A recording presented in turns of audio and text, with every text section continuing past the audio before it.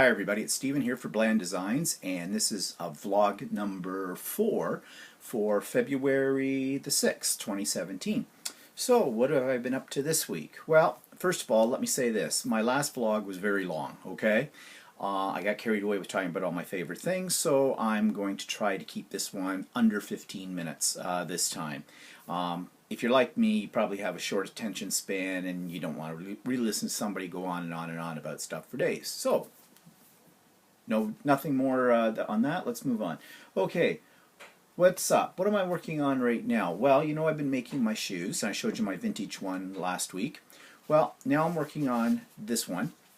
And this one's going to take me a while because each one of these little pieces are separate. So I can only put down some glue for one little section, then put those on, let it dry, and move on. So this one's going to take me a little while to make, and I'm not really sure yet where I'm going to go with this. I'm thinking a row of these all the way around, and then I might do a solid row of maybe silver beads that I have, or I might just do some paper and stuff on it. Don't know yet, but I'll keep you in tuned for that. Okay, let's see what else. Oh yeah, here's something. Now I made a video about how to do this, but you know how you, if you're using baby wipes to wipe up your excess paint and things like that, they're actually quite pretty. They're quite colorful, and I've mentioned before, and I think I have some videos that show you what I've done with them. I've taken them basically, let them dry out, and then I flatten them, press them with an iron, and I sew them onto big tags, and that comes out really kind of nice. Well, you can make paper out of them too. So here we go. That is a sheet of paper. Actually, it feels more like leather. But what I did was I took those same type of baby wipes, and actually these ones I'd sprayed with some fabric sizing, or not sprayed them. It's a stuff called Stiffy, I think. It's like a watered down white glue. Spread it over top of it, let them dry, and then they became kind of cardboardy. And then I ripped them up. I glued them down to a piece of deli paper. My idea originally was that maybe I'd be able to peel it off afterwards on the deli paper. That didn't work out so well. But I just laid them down, used Mod Podge actually on top of this. Did I use Mod Podge or matte medium? I can't remember, but go to my video and you get the whole process. Did some mixed media kind of treatment to it, and this is what I got. So now I can take this, and it's pretty flexible. You can wrap it around things, I can cut it up, I can tear it up, I can use it in other things. But there you go, paper from baby wipes. Okay, so those were a couple of projects. Now, to continue on my discussion of some of my favorite tools, I'm not going to go into as elaborate, let me grab here, of detail as I did before. So I'm just going to mention one thing. I really like these. These are markers, and they are from Zig, and they're called Zig Clean Color Real Brush Markers. And these are really nice. They have a brush tip, as you can see. No, that's not the way to hold it. As you can see, it's a brush tip. It's fairly fine point on it, and they're watercolors. But they work really well. Let's see, get this in the shot.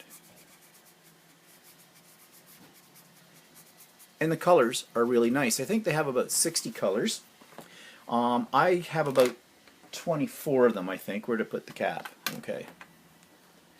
I have about 24 colors of them, I think. And they're really nice to use. So that's my product of the week, I guess. They're not particularly cheap, but as markers go, I think they'll last a long time. They're good quality, and I love them. So, okay, that was short, quick, to the point. What are we moving on to the next thing? Oh yeah, let's talk about what's pissing me off this week, okay? I've decided that this is a short little segment in my vlogs. What's pissing me off is, well, I listen to a lot of podcasts while I'm working in my craft room. And I'm getting really tired of listening to all the stuff about Donald Trump, okay? All I'm hearing is doom and gloom.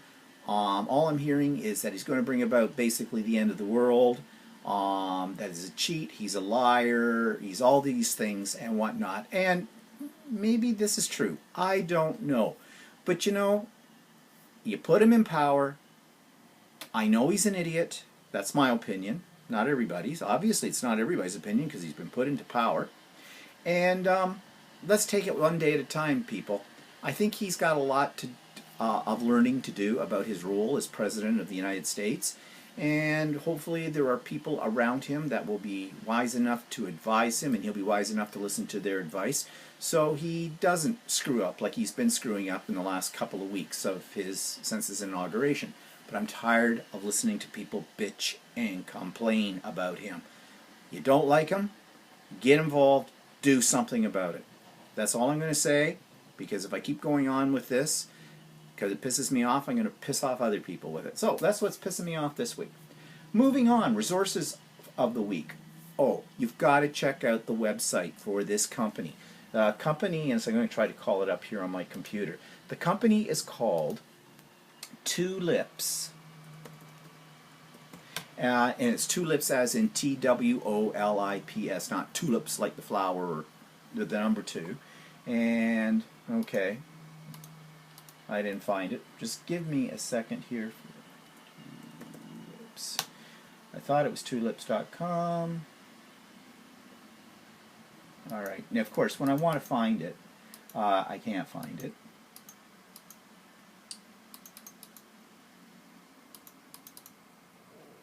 Well, I don't know where it is.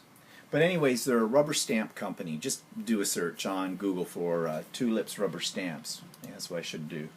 Tulips rubber stamps. Ah, here we go. I think I've got something now. Sorry about this. I should have been a little bit more prepared.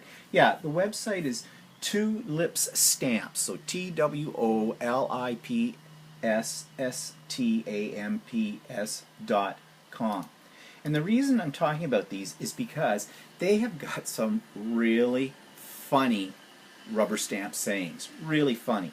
And they have them all listed by category. And I'm just going to look here for one, let's see, under the category of crafting. For example, no, my craft room isn't messy. I just have everything out on display like a museum. It's kind of like my craft room. You are one stamp set away from being on an episode of Hoarders. That's kind of me too. Ooh, what's going on with my lighting here? There we go. Okay, and I bought all these materials for these crafts. If I bought all these materials for these crafts, I'd be broke. Pinterest forgot to mention that part. But there's some really, really funny ones and some very insulting ones. I think there's one on, like they even have a category on diet, and pets, and parents, and retirement, and suggestive, and all kinds of stuff. Here's one for wife. Since most of my viewers are women, you might appreciate these more. When a woman says what, it's not because she didn't hear you. She's giving you a chance to change what you said. He asked why the house isn't clean since I'm home all day. I asked why aren't we rich since you're at work all day, etc. You get the idea. So I think these are really fun. And, you know, like, they put them out there on display, so, you know, if you didn't buy the rubber stamp but you wanted a saying for your art journal or something like that, there's a good place to go for some fun quotes. I don't know. Just saying.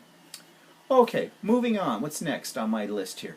Technique tip. Okay, I saw this video with, I forget what her last name is. First name is Jenny, but she's on Craft Test Dummies. She runs that website.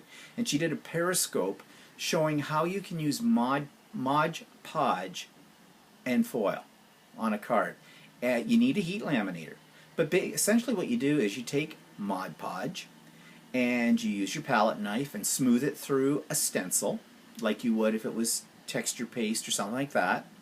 Take the stencil off, let it dry thoroughly, and then you just take your foil, put it over top of what you Mod Podged, put it into your laminator between a couple of sheets of parchment paper, or what I did, it worked fine, I just put it in a cardboard carrier that you usually use when you have laminating sheets in it. Ran it through on the foil setting or the highest heat setting that you have on your heat laminator, and it foils. It's perfect. So something as simple as Mod Podge. Now the chemistry behind it is basically that these foil sheets are covered in a thin layer of mylar, which is basically plastic, and Mod Podge is basically an acrylic, which is basically plastic. And so what you're doing is You're heating up two plastics when it goes through the laminator, and they both slightly melt, and it makes the foil stick to the Mod Podge. But it works brilliantly. So you don't need a ink if you've already got a heat laminator. And it seems like a lot of people are running out and buying, after they saw this technique, they're buying heat laminators made by Scotch, I think, at Walmart. And they're claiming 20 bucks. Now, that's probably an American price, but I don't think they're that expensive. And they're doing this. So you don't need a mink. You don't need mink products. You don't need toner sheets, all this kind of stuff. You just need a bottle of cheap Mod Podge, which you can get at Dollarama or the Dollar Tree, and some foil. Of course, the right kind of foil, the heat transfer foil. That's your most major expense there, but they're not too bad in price. So give it a try. It worked fine, no problem. Okay, so that was technique for the week. New stuff. All right, I've got several new stuff here. Ah, there goes my clock. Yes. Okay. I'd not heard of this person before, but I saw her stuff on a video from Creativation videos, you know, the new CHA stuff. And her name is Jane Davenport. And I guess her line is carried at Michael's. I don't think she has a lot of stuff in it, but she's got this paper pad for one thing, which I think the papers in it are really nice. It's hard to show them in this format, but you see, I just a couple. I'm trying to keep the glare off. How's that? That's a little better. So I'm just randomly going through this, but you can see I think her colors are great. They're basically art journal backgrounds. I don't know what I'll do with them yet, but I think they'd make really great cards. I use some of the elements in art journaling, whatever. This pad, which has, what's it say, 48 sheets in it. I don't know if she repeats any designs. Probably does. Well,